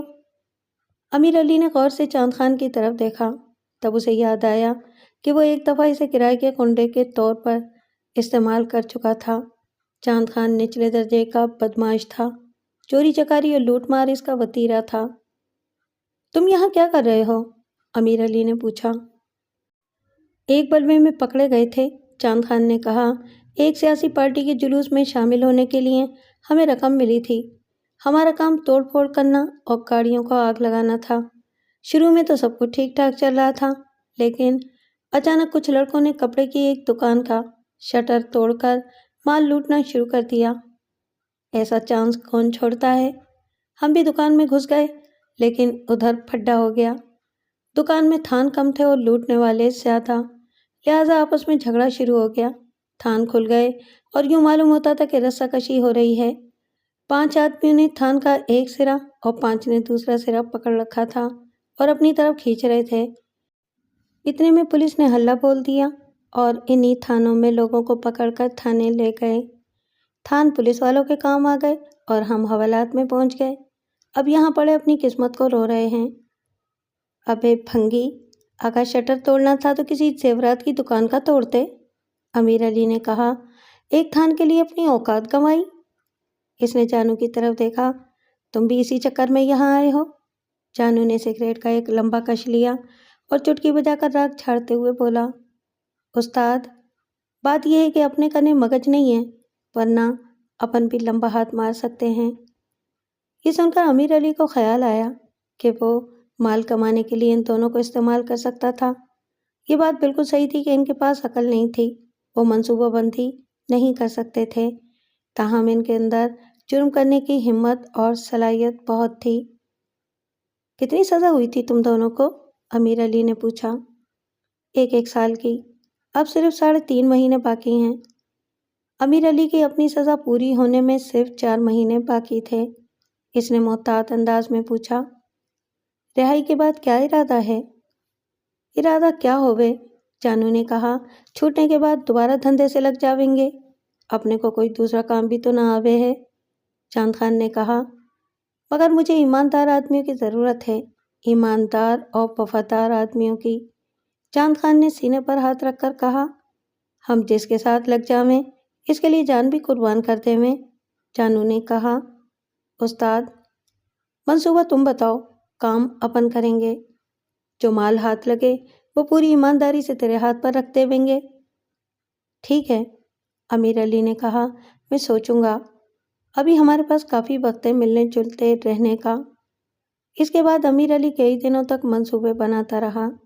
جانو اور چاند خان روزانہ اس سے ملنے اور اپنی فنکاری کے قصے سناتے رہتے تھے۔ جب دونوں کی سزا میں 2 ہفتے رہ گئے تو امیر علی ایک حتمی فیصلے پر پہنچ چکا تھا۔ میں نے تم دونوں کے لیے ایک کام سوچا ہے، اس نے تفریح کے وقفے میں دونوں سے کہا۔ بولو کیا کام ہے؟ جانو نے پوچھا۔ امیر علی نے رازدارانہ لہجے میں کہا، ایک آدمی کو قتل کرنا ہے۔ دونوں چکوں نے آنکھیں گھما کر ایک دوسرے کی طرف دیکھا۔ چاند خان نے پوچھا، مال پانی کتنا ہے اس کام میں؟ 1 لاکھ، امیر علی نے کہا۔ میں جیل سے باہر آتے ہی 25,000 فوراً ادا کر دوں گا۔ باقی رقم کے لیے تمہیں 15-20 دن انتظار کرنا پڑے گا۔ بندہ کون ہے؟ بندہ نہیں، بندی ہے۔ عورت؟ چاند خان کے لہجے میں حیرانی تھی۔ ہاں وہ ایک عورت ہے، امیر علی نے جواب دیا۔ کام بہت آسان ہے، پنجرے میں بند چڑیا مارنے والی بات ہے۔ جانو چاند خان کی طرف دیکھتے ہوئے بولا، ہم نے یہ کام کبھی کیا تو نہیں، اس میں خطرہ بہت ہے، اگر پکڑے گئے تو پھانسی کا پھندا۔ اس نے اپنے گلے پر ہاتھ پھیرا۔ تو پھر چھوڑ دو، امیر علی نے بیزاری سے کہا، یہ تمہارے بس کا کام نہیں۔ ایسا کرو کہ جیل سے نکلنے کے بعد بھوسی کا دھندا شروع کر دینا۔ استاد ناراض کیوں ہوتے ہو؟ چاند خان نے کہا، ہم نے انکار تو نہیں کیا۔ یہ عورت کون ہے؟ سب کچھ بتا دوں گا، پہلے کام کرنے کا فیصلہ تو کر لو۔ چاند نے جانو سے پوچھا، کیا خیال ہے؟ ٹھیک ہے یار، جانو نے سر کھجاتے ہوئے کہا، کر لے بات پکی۔ اپن کون سے شریف آدمی ہیں، اگر کام ہو گیا تو 1 لاکھ مل جائیں گے، ورنہ ٹن ٹن گوپال۔ کام ہو گیا کیا مطلب؟ امیر علی نے جاننا چاہا۔ استاد بات یہ کہ ہم سوچ سمجھ کر وار کریں گے، اگر حالات ٹھیک نہ ہوئے تو پھر پیچھے ہٹ جاویں گے، جانو نے کہا۔ اب یہ بتاؤ کہ عورت کون ہے؟ یہ بات میں تمہیں تمہاری رہائی سے پہلے 2 دن پہلے بتا دوں گا۔ جس گھر میں یہ عورت رہتی ہے اس کا پورا نقشہ سمجھا دوں گا، تاہم چند باتیں میں تمہیں پہلے سمجھا دینا چاہتا ہوں۔ یہ کام کرنے سے پہلے تم دونوں کو اپنا حلیہ تبدیل کرنا پڑے گا۔ جیل سے چھوٹنے کے بعد سب سے پہلے تو تم دونوں کو اپنا حلیہ تبدیل کرنا پڑے گا۔ پہلے تم اپنی مونچھیں اور بال چھوٹی کراؤ گے۔ اس نے چاند خان کے چہرے کی طرف دیکھا اور پھر اس کے کان کی طرف دیکھتے ہوئے کہا، جس میں ایک بالی نظر آ رہی تھی، بالی نہیں چلے گی، اس کو اتار دو۔ ابے یار، یہ تو اپنا زیور ہے، خالص سونے کی بالی ہے۔ خالص خواجہ سرا بھی لگ رہے ہو پھر۔ خواجہ سرا؟ تیسری جنس کو کہتے ہیں، وہی جو ہر بات تالی بجا کر کرتے ہیں، امیر علی نے کہا اور جانو کے گلے کی طرف دیکھا۔ یہ تعویذ نہیں چلے گا، اس کو بھی اتارنا پڑے گا۔ یہ تو وہ ہے رد بلا کے لیے، جانو نے کہا، اس کی برکت سے بندہ مصیبت سے بچا رہتا ہے۔ کیوں نہیں، اسی کی برکت سے تم جیل کی ہوا کھا رہے ہو۔ اس کو اتار کر گھر میں رکھ دینا، اس میں اللہ کا کلام ہے۔ ارے تو تم کون سا حج کرنے کا پروگرام بنا رہے ہو؟ شیطانی کام کرنے سے پہلے اللہ کے کلام کو گھر میں رکھ دینا چاہیے۔ اب جوتوں اور کپڑوں کے بارے میں بھی سن لو تم۔ دونوں پتلون اور شرٹ پہنو گے، سفید شرٹ اور رنگین پتلون۔ دونوں کی پتلونوں کا رنگ مختلف ہونا چاہیے، رنگوں میں سلیٹی، بھورا، سبز اور سیاہ مناسب رہے گا۔ ٹھیک؟ ٹھیک ہے، ایسا ہی ہوگا۔ پر اپن کے پاس تو صرف شلوار قمیض ہے، جانو نے کہا۔ خرید لینا 2 جوڑے۔ کپڑوں کا خرچ میرے ذمہ ہوگا، اور ان کپڑوں کے نیچے اسپنج کی چپلیں نہ پہننا۔ پیروں میں عمدہ قسم کے موزے اور پالش کیے ہوئے بوٹ ہونے چاہیے۔ ٹھیک ہے، ایسا ہی ہوگا۔ اگلے 10 روز تک امیر علی دونوں چکوں کو گفتگو اور چلنے پھرنے کے آداب سکھاتا رہا۔ جب ان کی رہائی میں 2 دن رہ گئے تو اس نے ان کو بتایا کہ جس عورت کو انہیں قتل کرنا ہے وہ اس کی بیوی ہے۔ وہ تمہاری بیوی ہے؟ دونوں نے حیرانی سے کہا۔ پھر چاند خان نے پوچھا، جائیداد کا چکر ہے؟ وہ لمبے قد اور سانولے رنگ کا ہوشیار شخص تھا۔ اس کی امیر علی سے 1 آدھ سال ہی عمر کم تھی۔ شکل و صورت بھی اتنی بری نہیں تھی۔ اچھے لباس اور وضع قطع میں تھوڑی سی تبدیلی کے ساتھ وہ معقول آدمی لگ سکتا تھا۔ نہیں، جائیداد کا چکر نہیں ہے، امیر علی نے جواب میں جھوٹ بولا۔ میں نے تو بتایا تھا کہ یہ سزا مجھے بیوی کی وجہ سے ہوئی تھی، میں اس سے انتقام لینا چاہتا ہوں۔ اپنی بلا سے، جائیداد کا چکر ہو یا انتقام کا، ہمیں تو اپنے کام سے مطلب رکھنا چاہیے۔ وہ جسم و جاں میں چاند خان سے مضبوط تھا، مگر عقل میں قدرے بدھو تھا۔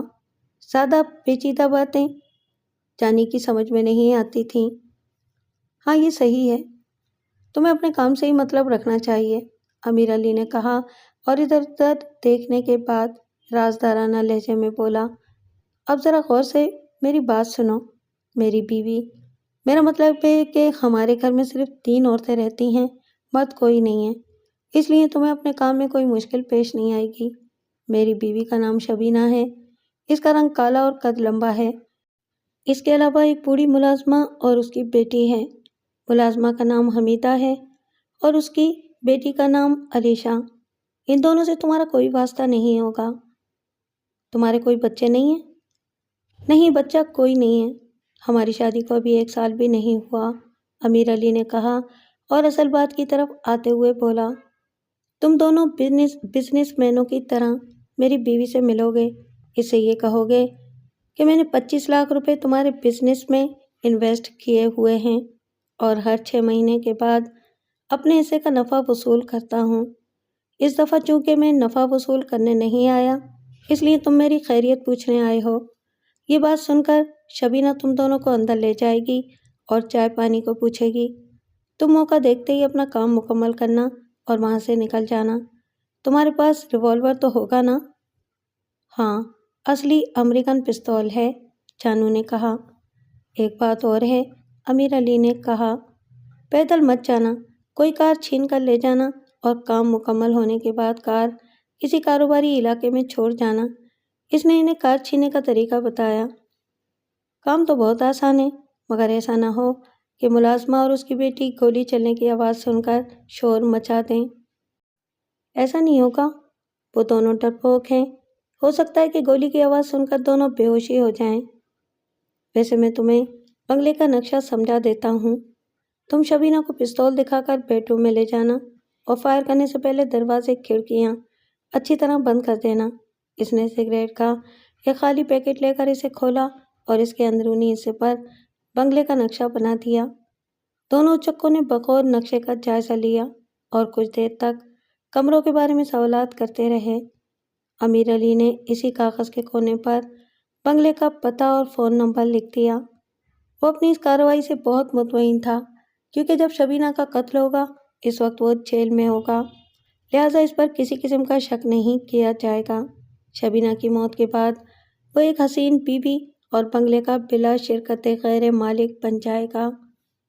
اگلے روز سجاد احمد اس کے پاس آیا اور رسمی کلمات کے بعد بولا، امیر علی صاحب، میں نے آپ کے بارے میں خواب دیکھا ہے۔ خواب؟ کیسا خواب؟ منظر خواب۔ منظر کا مطلب ہے ڈراؤنا۔ میں یہ خواب اس لیے آپ کو بتانا چاہتا ہوں کہ آپ صدقہ اور خیرات کریں اور اپنے دوستوں کے بارے میں محتاط رہیں۔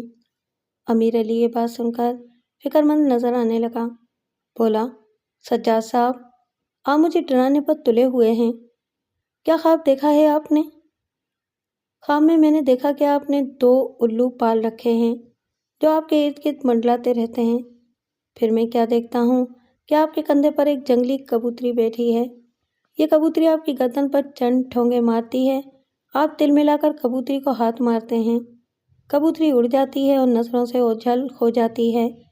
آپ بڑبڑاتے ہوئے اپنی گردن پر ہاتھ پھیرتے ہیں اور نظر اٹھا کر کبوتری کی طرف دیکھنے کی کوشش کرتے ہیں، پھر آپ اپنا بایاں ہاتھ پھیلا دیتے ہیں، تب دونوں الو آپ کے ہاتھ اور بازو پر بیٹھ جاتے ہیں۔ آپ آسمان کی طرف اشارہ کرتے ہوئے الوؤں سے کچھ کہتے ہیں۔ تھوڑی دیر کے بعد کبوتری فضا میں نمودار ہوتی ہے اور یوں معلوم ہوتا ہے کہ دوبارہ آپ کے کاندھے پر بیٹھنا چاہتی ہے۔ تبھی آپ کے ساتھ بیٹھا ہوا الو پھڑپڑاتا ہوا فضا میں بلند ہوتا ہے اور کبوتری کو پنجوں میں دبوچ کر غائب ہو جاتا ہے۔ دوسرا الو آپ کے چہرے پر جھپٹتا ہے اور آپ کی دونوں آنکھیں نکال کر لے جاتا ہے۔ آپ منہ پر ہاتھ پھیرتے ہیں تو وہ خون سے سرخ ہو جاتا ہے۔ عجیب سا خواب ہے، امیر علی نے مضطرب لہجے میں کہا، اس کی تعبیر کیا ہے؟ الو سے مراد ایسا چور ہے جو کسی کا دوست یا مددگار نہیں ہوتا۔ اس کی ساری بھاگ دوڑ اپنی ذات کے لیے ہوتی ہے اور کبوتری سے مراد بیوی ہے۔ مطلب یہ ہے کہ آپ کے دوست آپ کو اور آپ کی بیوی کو نقصان پہنچانے کی کوشش کریں گے، اس لیے بہتر یہ ہے کہ آپ اپنے دوستوں کا انتخاب سوچ سمجھ کر کریں، اور اگر کوئی دوست مشکوک ہیں تو ان سے فوراً کنارہ کشی کر لیں۔ آپ کی باتیں میری سمجھ سے باہر ہیں، امیر علی نے کہا۔ بھلا آپ کو میرے متعلق خواب دیکھنے کی کیا ضرورت تھی؟ خواب انسان کی مرضی کے تابع نہیں ہوتے، سجاد احمد نے کہا۔ گزشتہ چند ماہ سے میں 2 قیدیوں کو آپ کے گرد منڈلاتے دیکھ رہا ہوں۔ یہ دونوں اچھے آدمی نہیں ہیں، آپ ان سے قطع تعلق کر لیں۔ خواب میں نے جو 2 الو دیکھے ہیں، ہو سکتا ہے کہ وہ یہی 2 قیدی ہوں، ان سے آپ کو نقصان بھی پہنچ سکتا ہے۔ اس کے علاوہ صدقہ بھی دیں، صدقے سے آنے والی بلائیں بھی ٹل جاتی ہیں۔ لیکن ایک بات یاد رکھیں، صدقہ حلال کی کمائی کا مقبول ہوتا ہے۔ آپ اپنے الو اپنے پاس ہی رکھیں، امیر علی نے کہا۔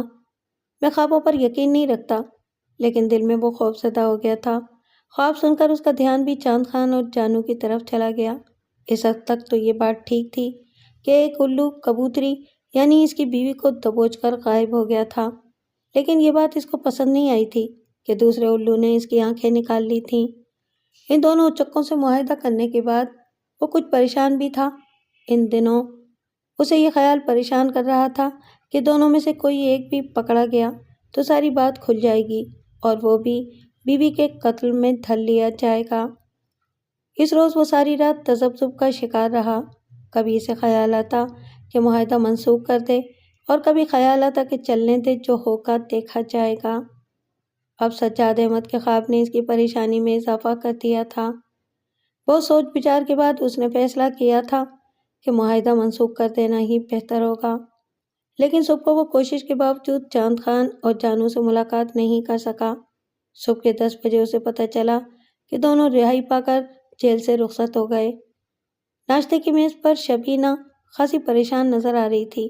باپ کی وفات اور شوہر کی سزا کے بعد اس کے مزاج میں واقعی خاصی تبدیلی ہوئی تھی۔ اب وہ حمیدہ اور علیشہ کو اپنے ساتھ ناشتہ کراتی تھی اور ان کے ساتھ نرمی سے پیش آتی تھی۔ اس وقت بھی تینوں اکٹھی ناشتہ کر رہی تھیں۔ بوا، رات کو میں نے عجیب سا خواب دیکھا ہے، شبینہ نے ناشتے کے دوران میں کہا۔ اس کی وجہ سے الجھن سی ہو رہی ہے۔ کیا خواب دیکھا ہے؟ بوا حمیدہ نے اس سے پوچھا۔ میں نے دیکھا ہے کہ میرے بیڈ روم کی دیوار میں چھوٹا سا سوراخ بنا ہوا ہے، جیسے کسی نے نقب لگائی ہو۔ اس سوراخ میں 2 چوہے بیٹھے ہوئے ہیں۔ میں جوتا اتار کر چوہوں کی طرف پھینکتی ہوں۔ ایک چوہا اچھل کر جوتے کو منہ میں پکڑ لیتا ہے اور اس کو کترتا ہے۔ پھر میں کیا دیکھتی ہوں کہ وہ جوتا نہیں، روٹی کا ٹکڑا ہے جسے وہ چوہا مزے لے لے کر کھا رہا ہے۔ دوسرا چوہا چھلانگ لگا کر میرے بستر پر چڑھ جاتا ہے۔ خواب تو واقعی عجیب ہے، حمیدہ نے کہا۔ پتہ نہیں اس کی تعبیر کیا ہے۔ لگتا ہے کہ کوئی چور ہمارے گھر میں گھسنے کی کوشش کرے گا، علیشہ نے کہا۔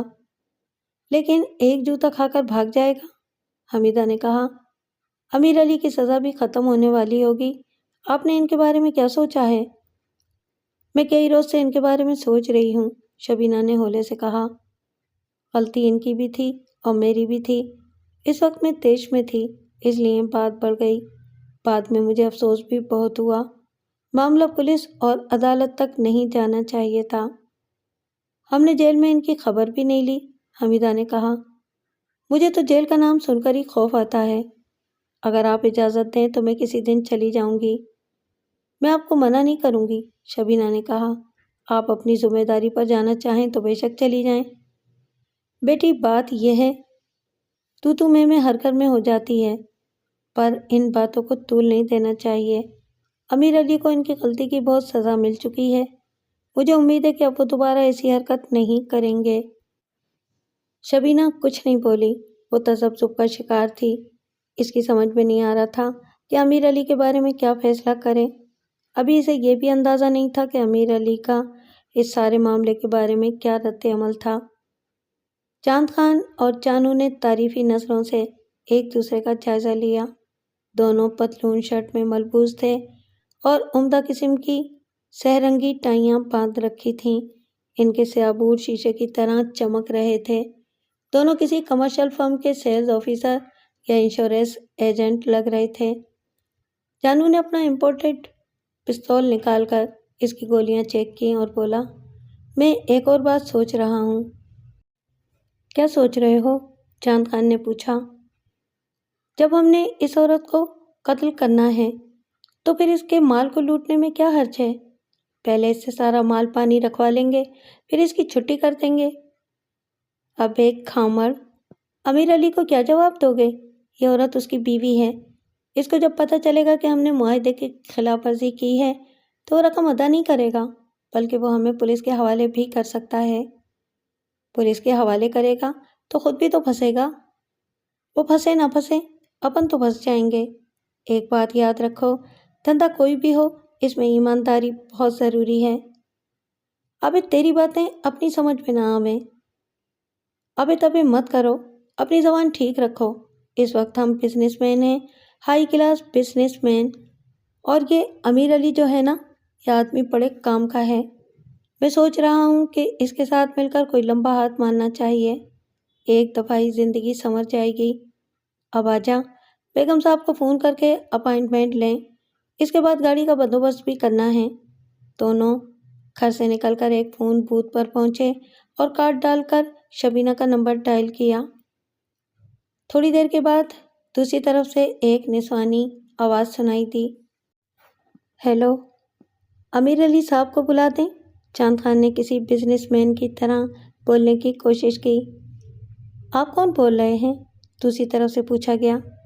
میں ہمدانی ٹریڈنگ کمپنی سے فیاض احمد بول رہا ہوں، چاند خان نے سوچا سمجھا جواب دیا۔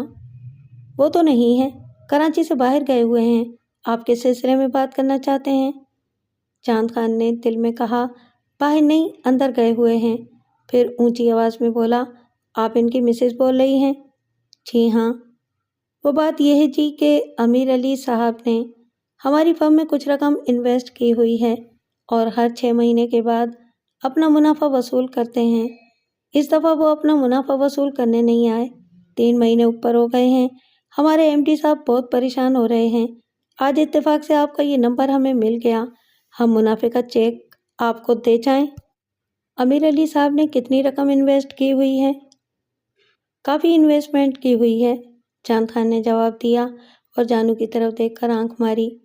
اس ششماہی کا منافع تقریباً 2 لاکھ روپے ہے۔ ٹھیک ہے، آپ چیک گھر دے جائیں۔ چاند خان گھڑی پر نظر ڈالتے ہوئے بولا، اس وقت تو 11:15 ہوئے ہیں، ہم 3 بجے تک آئیں گے، آپ ہمیں بنگلے کا راستہ سمجھا دیں۔ شبینہ بیگم نے راستہ سمجھا دیا اور دبے لفظوں میں یہ بھی کہہ دیا کہ اگر وہ چیک کے بجائے کیش لے آئیں تو زیادہ بہتر ہوگا۔ چاند خان نے جواب دیا کہ وہ اس سلسلے میں ایم ڈی صاحب سے بات کریں گے۔ پھر اس نے فون بند کرنے کے بعد جانو کی طرف دیکھا۔ بیگم صاحبہ کا حال کچھ اچھا معلوم نہیں ہوتا، اس نے کہا، کیش مانگتی ہیں؟ کیش؟ جانو نے کہا لگایا، ابے یار، آج کل ہر شخص کیش مانگتا ہے، بنگلے والا بھی کیش مانگتا ہے اور جھگی والا بھی کیش مانگتا ہے۔ خیر چھوڑو ان باتوں کو، اب تو کوئی اچھی سی گاڑی دیکھ لے تو، کوئی نئے ماڈل کی چمچم کرتی۔ ہم نے یہ کام کبھی نہیں کیا، چاند خان نے کہا، کہیں ایسا نہ ہو کہ لینے کے دینے پڑ جائیں۔ دیکھا جائے گا، 2-3 گھنٹے کی تو بات ہے، اتنی دیر میں تو رپورٹ بھی درج نہیں ہوگی۔ آج کل لوگ ہتھیار دے کر چپ چاپ گاڑی حوالے کر دیتے ہیں۔ ہم تو آج ویسے بھی CID کے کارندے لگ رہے ہیں۔ یہ ٹھیک ہے، ہم اپنے کو CIA کے افسر ظاہر کریں گے، چاند خان نے کہا اور کچھ سوچ کر اپنی ہی بات کی خود ہی نفی کر دی۔ مگر ایک بات ہے، آج کل CIA والوں کا اتنا رعب نہیں ہے جتنا دہشت گردوں کا ہے۔ دونوں ایک ہائی کلاس ہوٹل میں جا بیٹھے اور کھانے کا آرڈر دیا۔ وہ ایک کاروباری علاقہ تھا اور گلی میں ہر ماڈل کی گاڑیاں کھڑی ہوئی دیکھی جا سکتی تھیں۔ کھانے کے دوران میں دونوں شیشے کی دیوار سے باہر کا جائزہ لے رہے تھے اور گاڑی چھیننے کے بارے میں غور کر رہے تھے۔ کھانے کے بعد دونوں باہر نکلے اور دانتوں میں خلال کرتے ہوئے ایک طرف چل دیے۔ اب وہ اچھی سی گاڑی کی تلاش میں تھے اور پھر وہ اپنے مقصد میں کامیاب ہو گئے۔ ایک شخص جس کی عمر 55-56 سال کے لگ بھگ تھی، اس نے گاڑی فٹ پاتھ کے ساتھ کھڑی کی اور اترنے کی تیاری کرنے لگا۔ لے پیارے، آجا، چاند خان نے مذکورہ گاڑی کی طرف دیکھتے ہوئے کہا۔ گاڑی بھی ٹھیک ہے اور بندہ بھی فٹ لگے ہے، پستول نکال لے۔ دونوں نے ادھر ادھر دیکھا اور ایک ساتھ ساتھ چلتے ہوئے گاڑی کی طرف بڑھے۔ چونکہ وہ پہلی بار گاڑی چھیننے جا رہے تھے اس لیے تھوڑے سے نروس ہو گئے تھے۔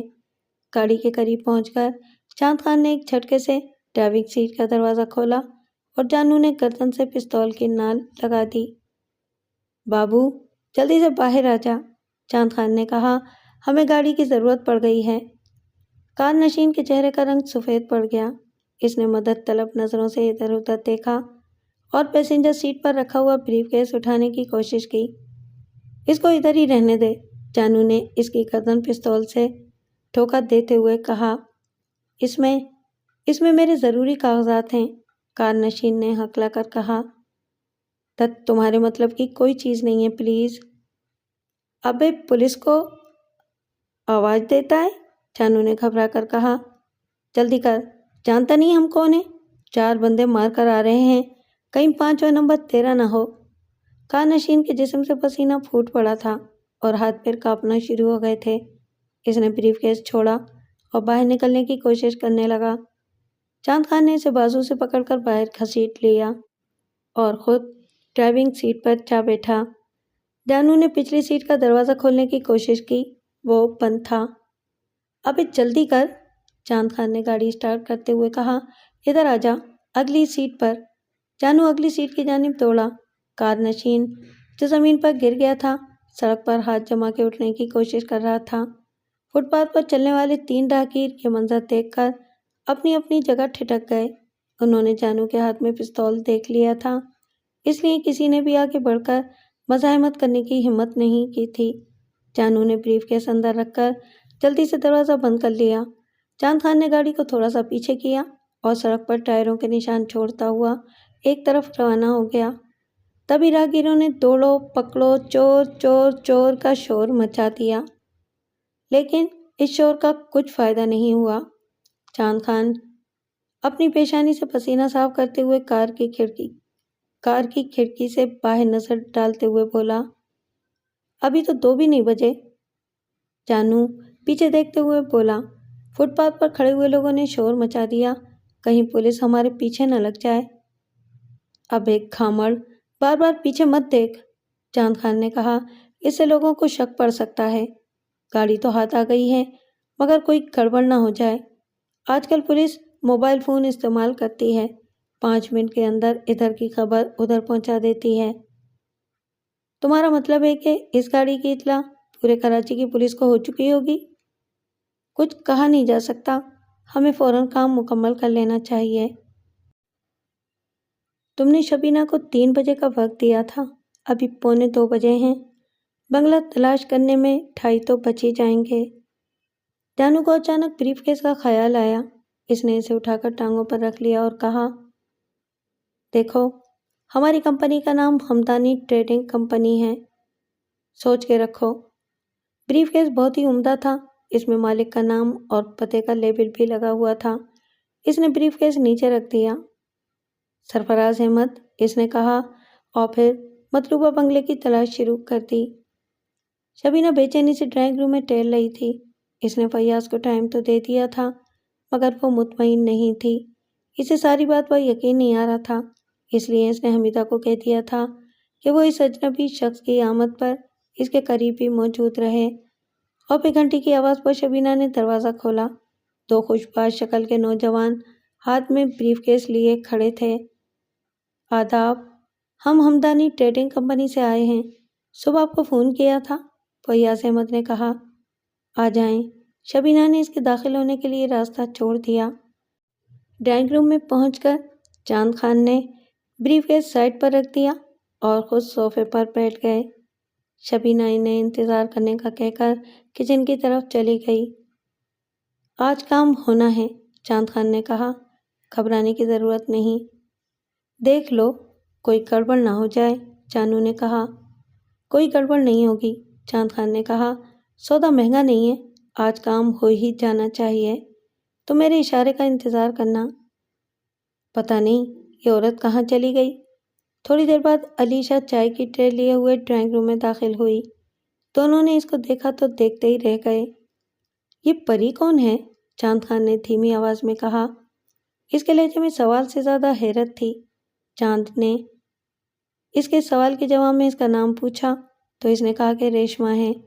فیاض احمد نے اپنا تعارف کرایا اور چاند خان نے بے اختیار اپنا تعارف کرایا۔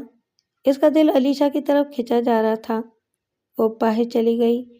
دونوں اس کو دیکھتے رہے۔ یہ لڑکی مجھے پسند آ گئی ہے، چاند خان نے کہا۔ ابے چریا، کھال سے باہر نکلنے کی کوشش مت کر، جانو نے غصے سے کہا۔ لڑکی تو مجھے بھی پسند آ گئی ہے، چاند خان نے دبی دبی زبان میں اس کو گالی دی۔